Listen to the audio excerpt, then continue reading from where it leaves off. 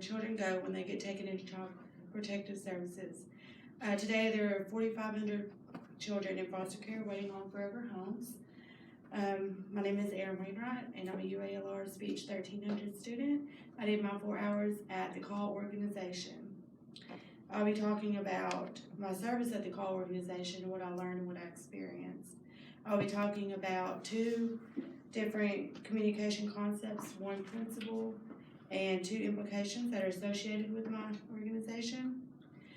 First, I would like to begin by giving background to the CALL organization. It can be hard on children when they get taken out of their homes, not only on the children, but on the foster parents that they go to, because not every foster parent is ready for that child. They may not have their age limit of stuff, like diapers and formula, or whatever they may need.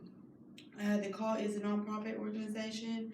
They work with different churches for support emotionally, and since 2007, they've opened 585 foster homes and 173 adoptive homes. And they are primarily supported through gifts and donors, and then they also have churches, corporations, and foundations. The mission of the CALL, according to thecallinarkansas.org, is that they're... Use the mouse to click on the next slide. Sorry. That's okay. They're there to educate, equip, and encourage a Christian community, and they also believe that God has called Christians from every denomination to minister to the children in foster care. They also work towards having Christian families wanting to provide a home for every child in foster care in Arkansas. I myself volunteered at a meeting just for the interest of adopting or fostering children. I held the PowerPoint presentation for the director. I greeted the parents as they came in and gave them information packets. And then I copied driver's license for the background checks, because they do work with the Child and Protective Services.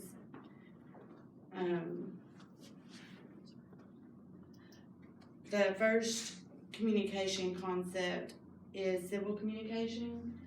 According to Lane, Abigail, and Gooch, that is a choice we make to communicate respectively with restraint and responsibility. During the PowerPoint, my director chose to communicate to the audience with respect by asking questions at appropriate times to engage the audience. The second concept is public communication, and according to Lane, Abigail, and Gooch, that occurs when speaker delivers a message to the audience. The director interacted with this unique group of people through her PowerPoint, and I say they're unique because not many people are ready to foster or even adopt. That's because it takes a real emotional toll, especially when you foster, because you have to give up that child at some point. The one principle that I found was communication is complex, and according to our course manual, there is no such thing as an easy or simple symbolic exchange between communicators. The people in the audience communicated back with the director by asking questions and shared thoughts at the appropriate times. They didn't interrupt her, they let her get her thoughts out.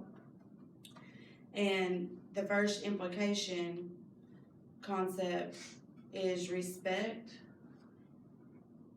and that is our course manual, and that's actively listening and showing regard for ideas of others.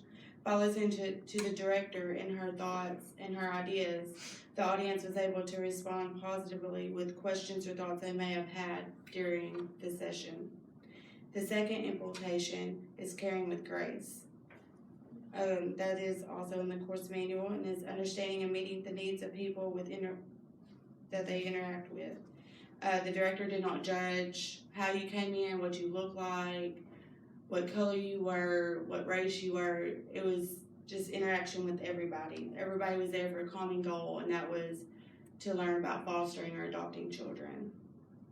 Now that I've connected the definitions with the examples, I hope you understand why the CALL is important to foster children and adopt them. I've told you about my service learning at the CALL. I told you about the relevant communication concepts and principles as well as the implications.